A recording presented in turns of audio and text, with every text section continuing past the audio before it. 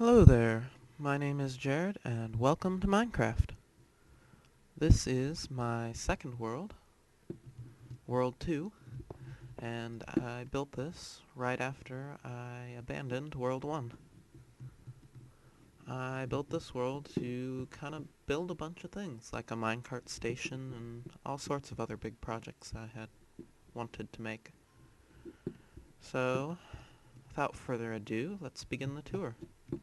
This house we're starting off in is my spawn point, right here, this block, and I just wanted to build this simple sandstone house here, because I was in a desert, and decided it would look interesting. So this is the first floor. We got a lot of storage, some furnaces, and crafting tables. Fairly simple. And moving up, we've got a room with one bookshelf, and a jukebox, and a treasure chest to hold my records, of which I only have two. And up to the third floor, it's not really finished, but then again I didn't really build this world to build this house, but so we're going to move on.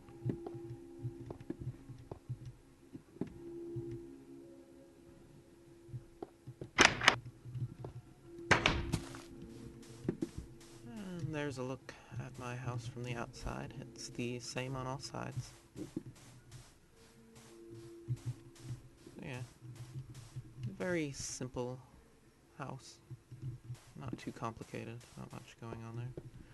This is a test of redstone.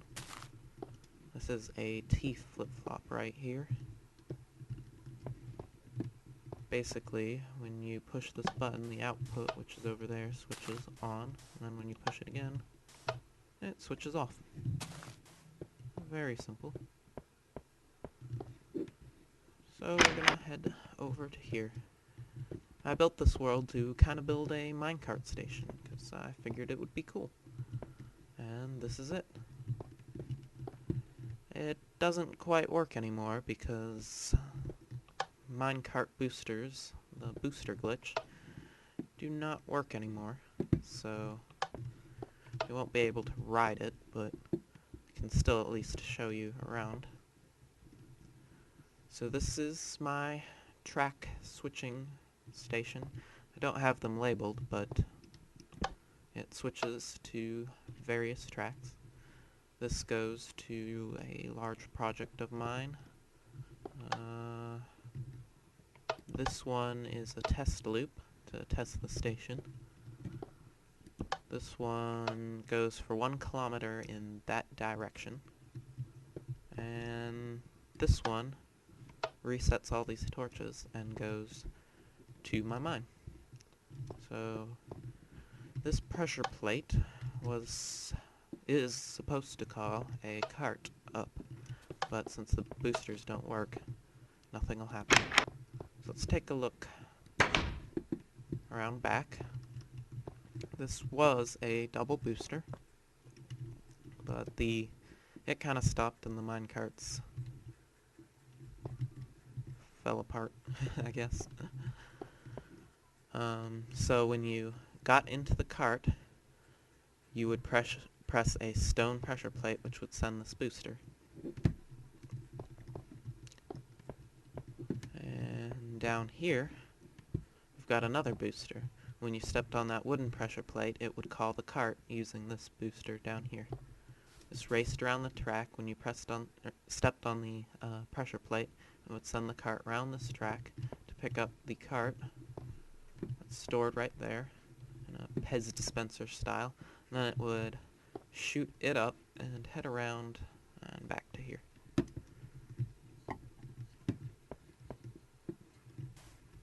This is some redstone. Oops. That was some redstone circuitry, and I'll talk about that in just a minute. So I can make it back up here.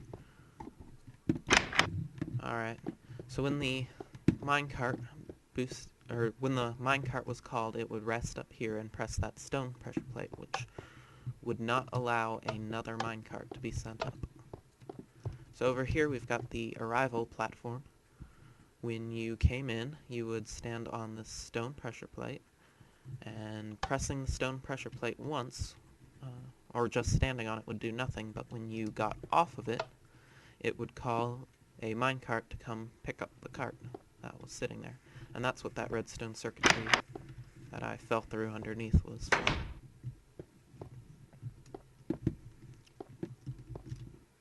Now, after the booster, which is over there, was called to come pick up the cart, it would send it down to the Pez dispenser, the stack, and would come around here and push this wooden pressure plate, which would switch this track back and allow it to continue to speed around. So, I guess we'll go ahead and start with the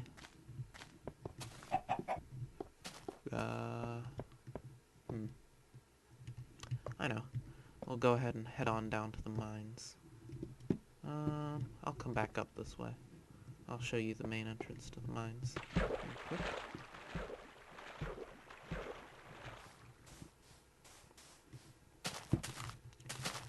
Right here is a forest that I grew so that I could have wood. If you'll notice, if you haven't noticed yet, I've spawned in a desert, so there wasn't too many trees around, and if I wanted to find a forest, I had to run a little ways. It's fairly dense, so it's kind of hard to maneuver around. There we go. So we're heading to the entrance of the mines.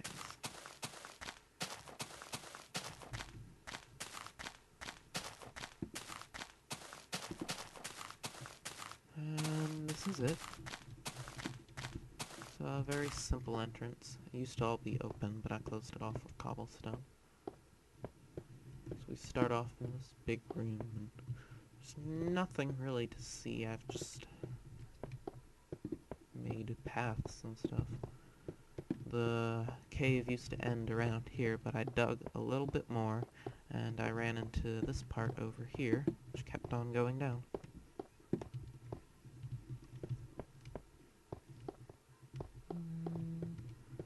To this lake, where there are squid swimming. Squid are everywhere now. Look down there. So, and then it ended again here, but I heard some creepy noises, so I continued to dig first in that other direction, but then I realized they were coming from down here. And then I found this lake and some other caves that dead end. So,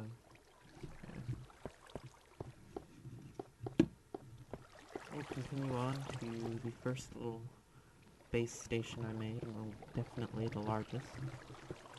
The entrance is right over here. And we've got this lake of lava. Just in case I need some lava, I can take a bucket and pull it out of this lake. And all the lava that is in there came from this area down here. All of this was full of lava.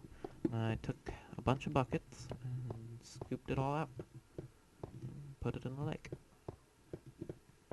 It took a while, but I think it was worth it. Now I have easy access to as much lava as I need. Not quite as much lava as I need, but a good amount of it. So this is where the minecart would take you from the minecart station. I'll show you that I'll show you more of how it works when we leave. There's not much else to see in the caves. They just kind of wind on a little bit. I made a bunch of rooms up here, and there's another staircase back here which goes back down to the main room. Yeah, it's almost kind of like a maze. More dead ends are that way. This way the cave continues on a bit.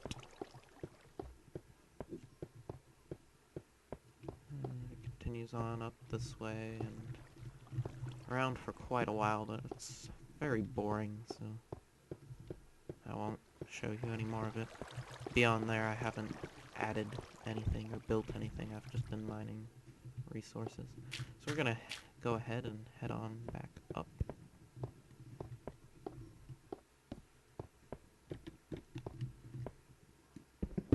So this is the minecart station. It's really small and simple. This was a booster that would come up and around here and back down, and when you stepped on that stone pressure plate, it would come this way, round out here to boost you up, back down, and down that little hill, up on this ramp, just started off going all over again. And when you came down from above, you'd hit this booster and it would slow you down a little bit, and then you'd hop out, and the minecart would end up on this stone pressure plate, and then when you wanted to leave, you just got in the minecart, and you got sent right back up. So I'm gonna go ahead and speed this up, because it's rather boring watching me hop up quite a lot of stairs. Alright, so now we're back up to the minecart station, and this is a look of sort of behind the scenes. This is the track switcher that switches between 8 tracks. It's fairly compact.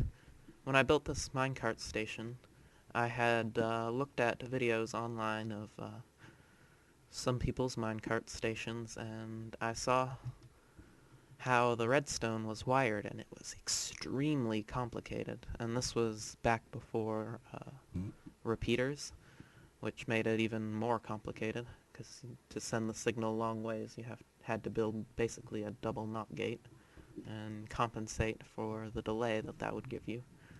But this is what I came up with. It's really small. This block right here is the top of it, and that block right there is the bottom. And it extends out from this wall, that's where the buttons are and the torches, back to there at the most, or at its longest. And back on this side, it's only 5 blocks long, and it's kind of hidden right down there underneath the tracks.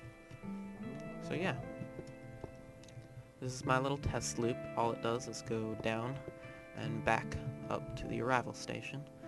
This goes for 1 kilometer in that direction, cutting through trees and mountains and anything that's in its way.